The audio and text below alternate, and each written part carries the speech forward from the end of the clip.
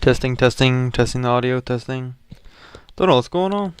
It's like it disconnected once for some random reason for the split second.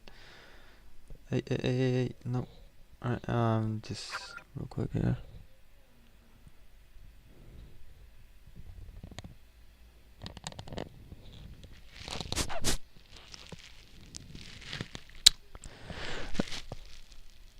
Hey, no. Real quick here.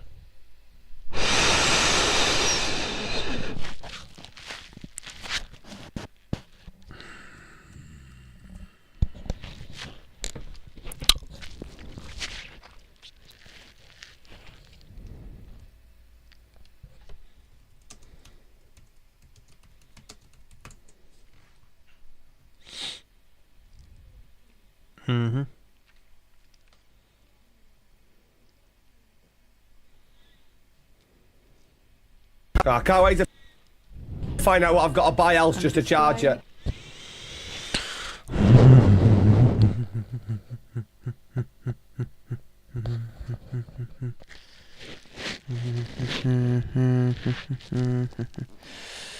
Let me see, is this here?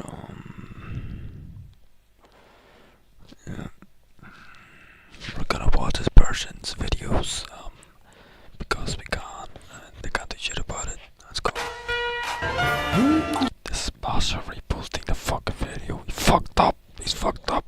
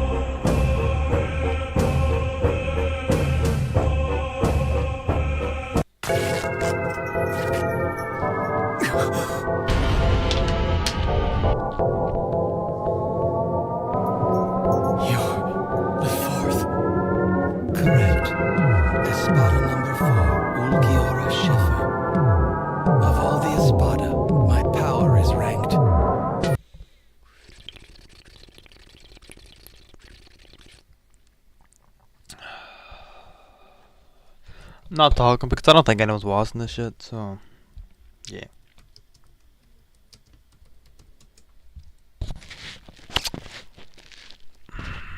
And they're like, what the fuck's going on this fucking night, huh?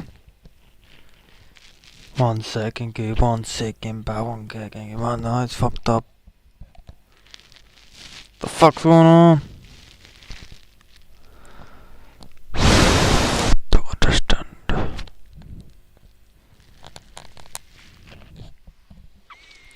It was literally at like 400 megabytes a second ago. Now it's not working. Like, this should be testing me. Like,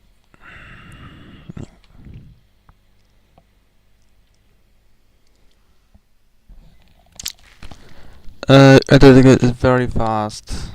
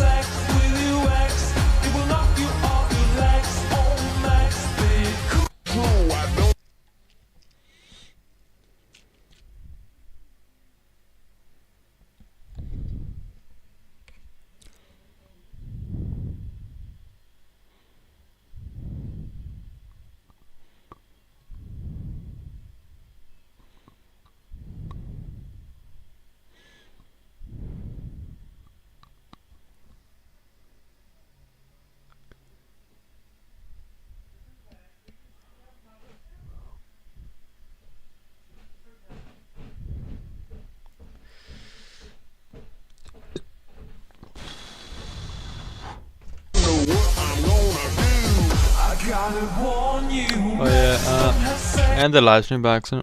And now it's back on, so watch the live stream, okay?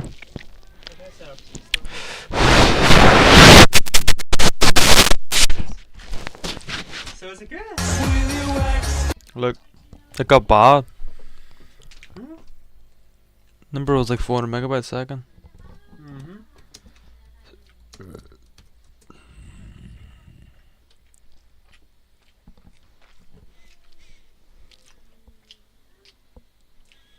What the fuck is going on? What the fuck is going on? Why? What the fuck is going on? So you mean type 400 drop? Like, how's that happening? I don't understand. It says your internet connection is very fast, but Right, Alexa, don't understand. Why is my Wi-Fi going from 400 megabytes a second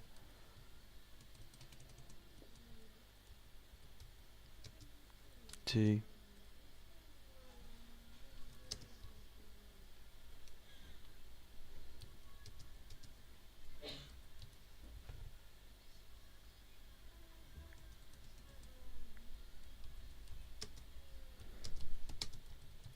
oh, I clicked the wrong one.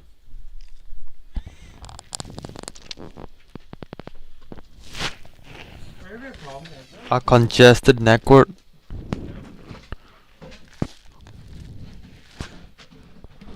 What is a congested fuck network mean?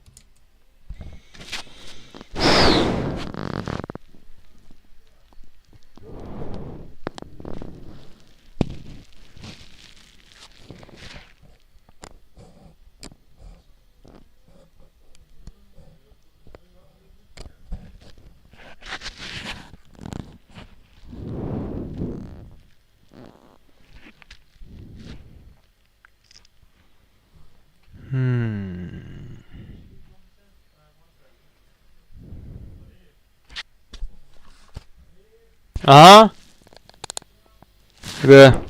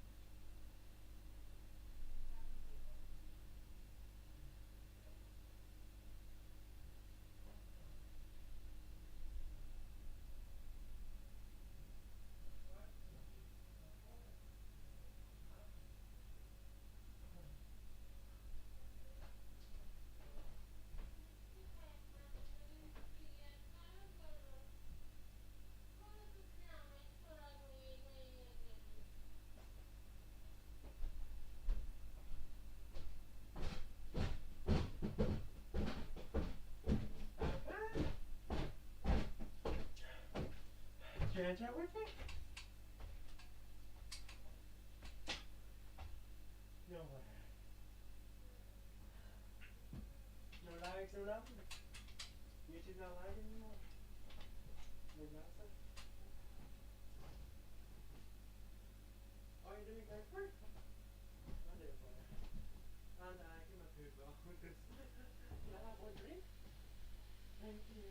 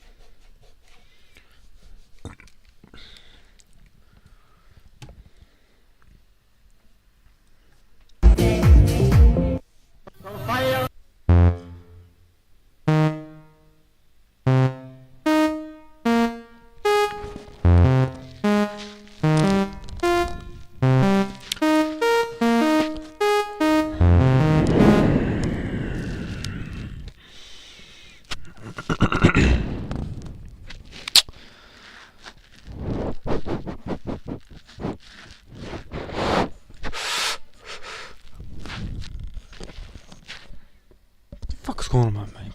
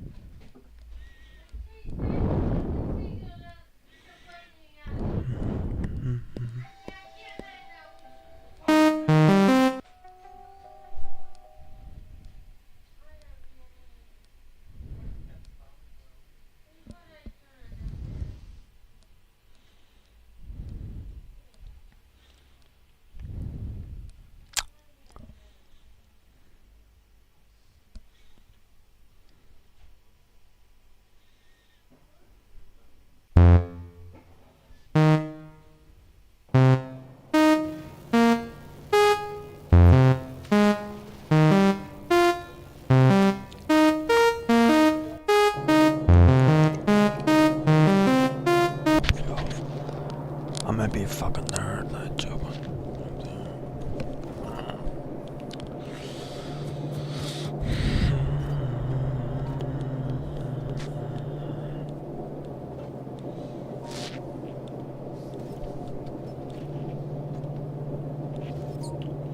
Can simply work better.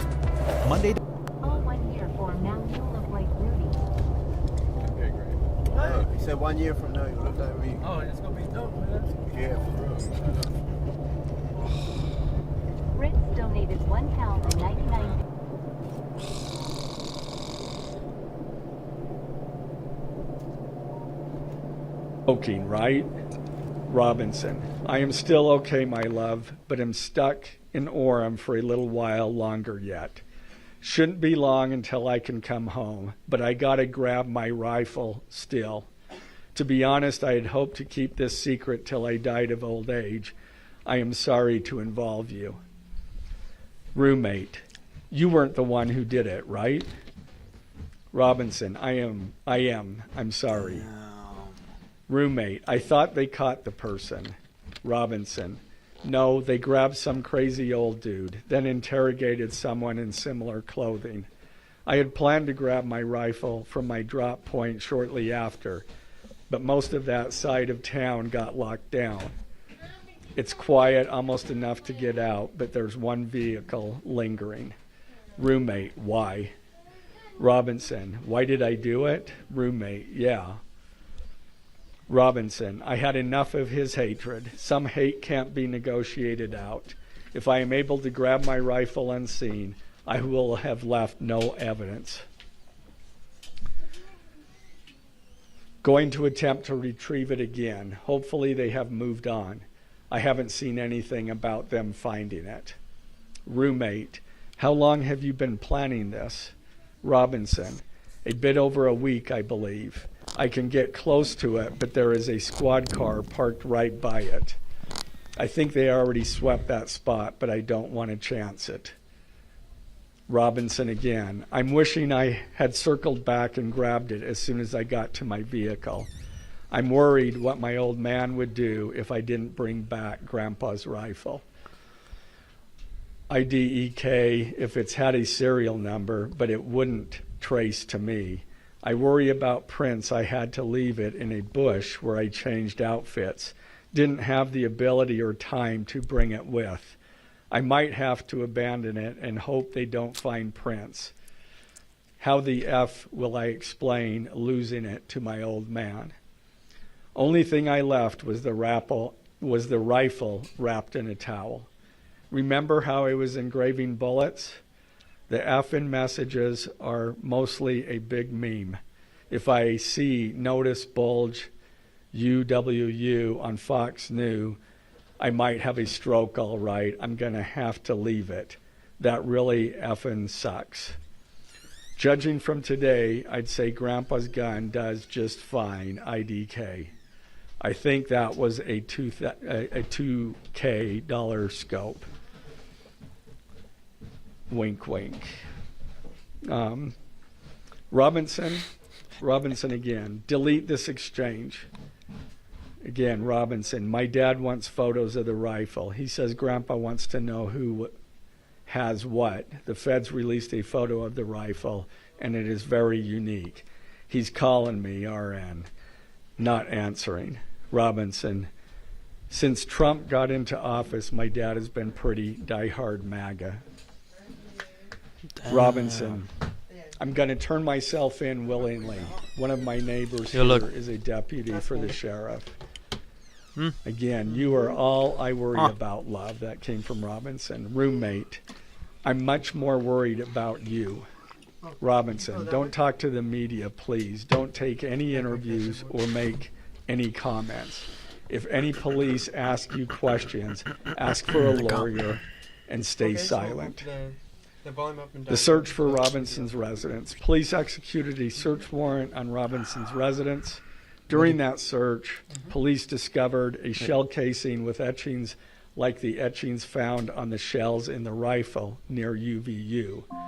Police also found several target boards with bullet holes in Robinson's home. Now, as I stated in the beginning, when I read those allegations, these are allegations. And like the evidence set forth in this statement, those allegations, what you've heard from the media, even from state and federal officials, has not been tested in the crucible of a jury trial. I understand the public's desire to know the facts. That should be okay. My own family members have pressed me for information. Why are we reluctant to share the details of the investigation itself and comment on the case? Because I want to ensure a fair and impartial trial.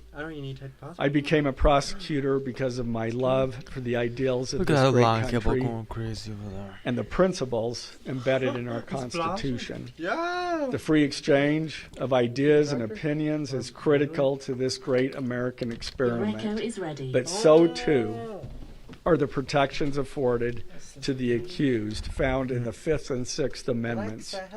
The right against self-incrimination, the right to a speedy and public trial, the right to the effective assistance of counsel, the right to confront one's accusers, and the right to compel the attendance of witnesses. And perhaps most importantly, under our Constitution, the accused is presumed innocent until Discord conversations, or we could see them now. This guy reading them out. Oh my god. we, the state, He's talking about all. prove to an rely on our allegations, on what they hear in the news, or on what they hear from a public official. The jury is the sole trier of fact, and they will ultimately determine those facts based on evidence a trial judge has determined is admissible. Again, as prosecutors, we bear the burden to prove guilt beyond a reasonable doubt. But make no mistake, we welcome this burden.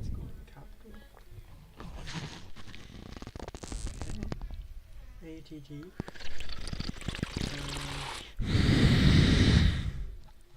CA. P. Chick A. JA.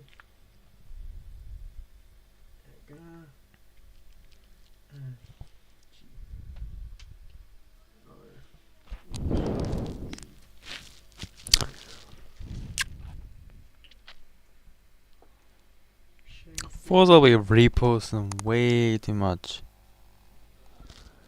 Like, this is ridiculous.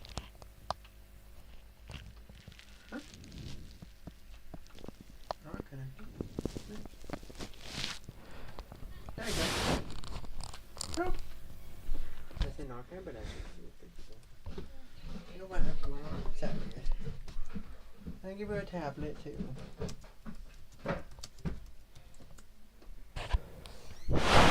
First working too. She did a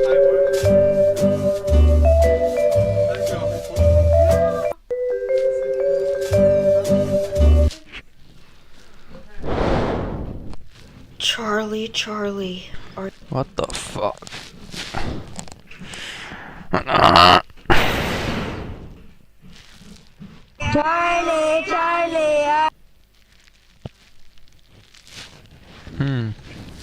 I'd like to now introduce the hearing will be brief. The judge will conduct that first appearance virtually via WebEx.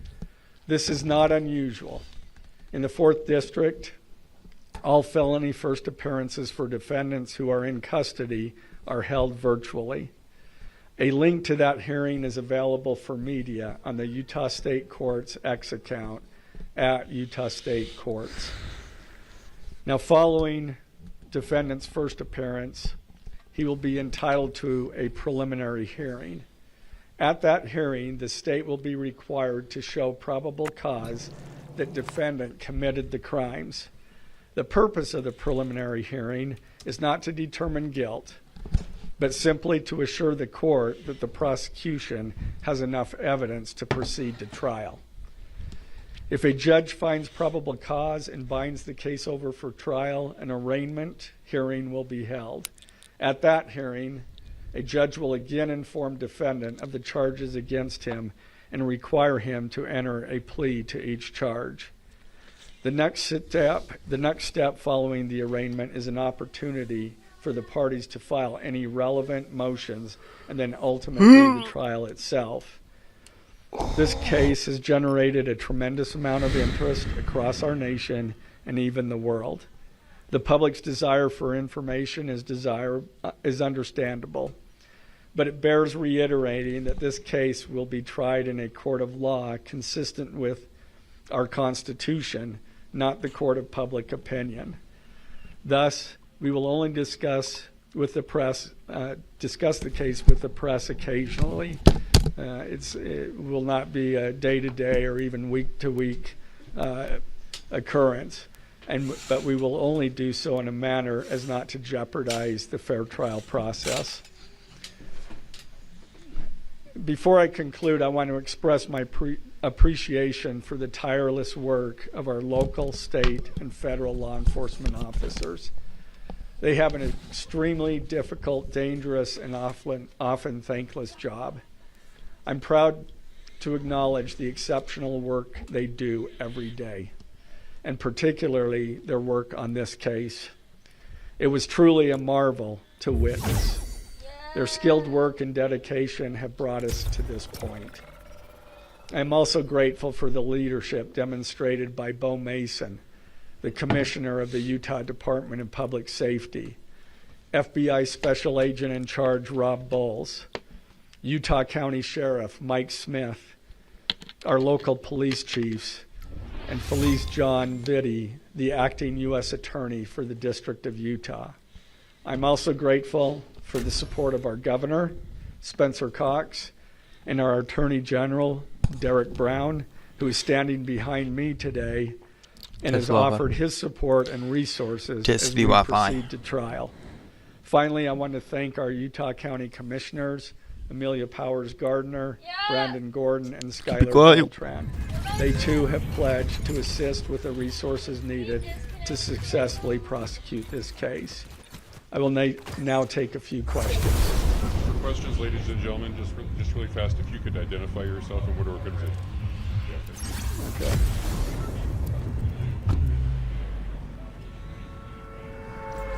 They are still looking into it. It's an undergoing investigation. They haven't ruled that out.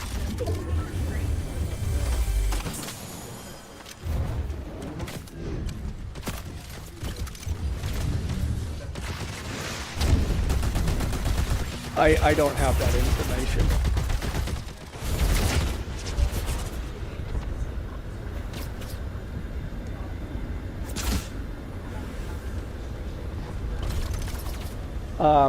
I talked to officials from both administrations, but I was not pressured to make a decision. I understood their feelings on it because it was in the news, but we didn't really discuss that.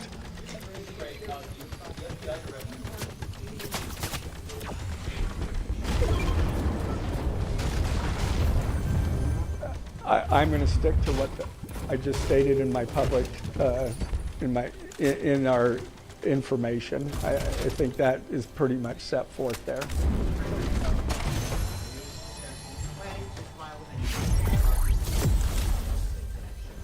Again, we don't have any information at this point of additional suspects, but I know that our law enforcement agencies are continuing to follow leads.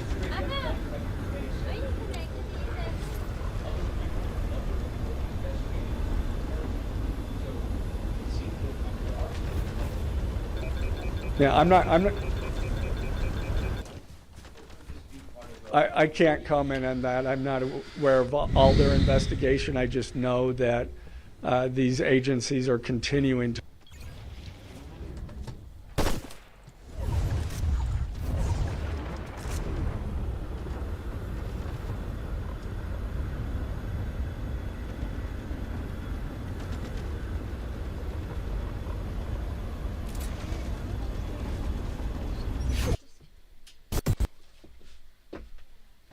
Ja, you connect to my earphones. Are you connected? Nee, someone's connected to my headphones, can I hear? Disconnect.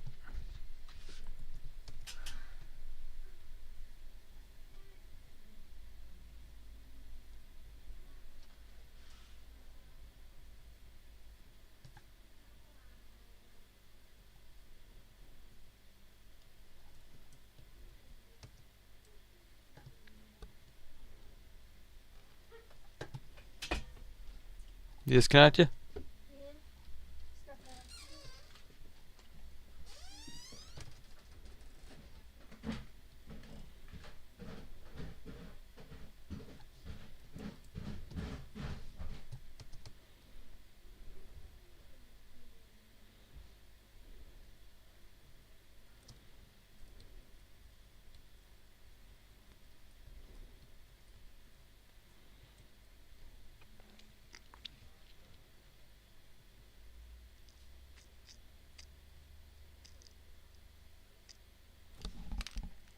My fucking goodness.